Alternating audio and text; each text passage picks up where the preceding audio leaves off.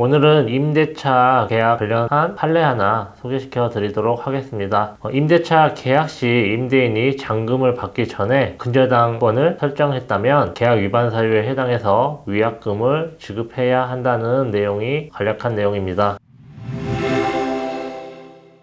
월세라든가 아니면 전세, 특히 이제 전세권 등기를 하지 않는 채권적 전세 같은 경우에는 전입신고가 이루어지고 확정일자 등 계약력 요건을 갖추는 것이 나중에 임대차 보증금을 회수하는 데 가장 중요한 요소가 되기 때문에 잔금이 지급되기 전, 특히 잔금과 동시에 이루어지는 입주와 전입신고 그리고 확정일자, 도장을 받는 날 이전에 해당 물건에 근저당권이 설정되게 되면 나중에 근저당권이 임대차 보증금 반환 채권보다 계약력에서 우선하기 때문에 근저당권이 실행이 돼서 임의경매가 진행됐을 때 임대차 보증금을 회수 못할 위험이 상당히 높아지게 됩니다. 그래서 이 임대차 계약을 공인중개사를 통해서 할 때 그 공인중개의 기본 계약서에 보면 특약사항으로 해당 물건에 제한물건이 없는 상태로 이전을 한다, 인도를 한다 이런 내용이 기본적으로 들어가 있습니다. 만약에 계약 당시에 이미 근저당권이 설정되어 있다면 위험을 서로 확인을 하고 임대차 보증금을 조정을 한다던가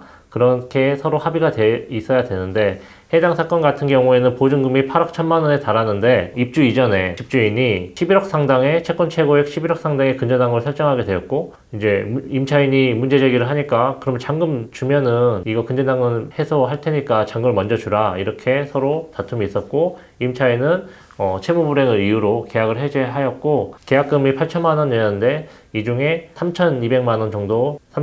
원 정도의 손해배상을 받게 되었습니다. 계약금이 모두 멀취되는 게 기본이라고 생각하시고 있을 수도 있는데 위약금 같은 경우에는 손해배상액의 예정이라고 해가지고 민법의 398조 2항에 보면 이 손해배상 예정은 법원에서 직권으로 감액이 가능합니다. 그래서 계약 체결 경위라든가 채무 불이행으로 인한 계약 해제의 경위 그리고 서로 상대방 간의 계약 조건 등을 두루 살펴가지고 법원에서 이 정도에서 계약이 위약이 된 거는 8천만 원 정도 손해배상 해주기에는 너무 과하기 때문에 40%에 해당하는 3,200만 원을 손해배상하라고 직권감액을 하면서 위약금을 임대인에게 물린 사안입니다. 따라서 공인중개사가 있는 경우에 끝까지 확인을 많이 해주기 때문에 입주 당일날 아침까지도 등기부를 발급을 받으셔가지고 해당 물건에 혹시 제한물건이 설정되어 있는지 마지막까지 확인을 해주시고 입주를 한 이후에는 빠르게 동사무소에 전입신고 및 확정일자 확인을 받으시는 것이 가장 안전한 부동산 임대차 거래라고 설명드릴 수 있겠습니다.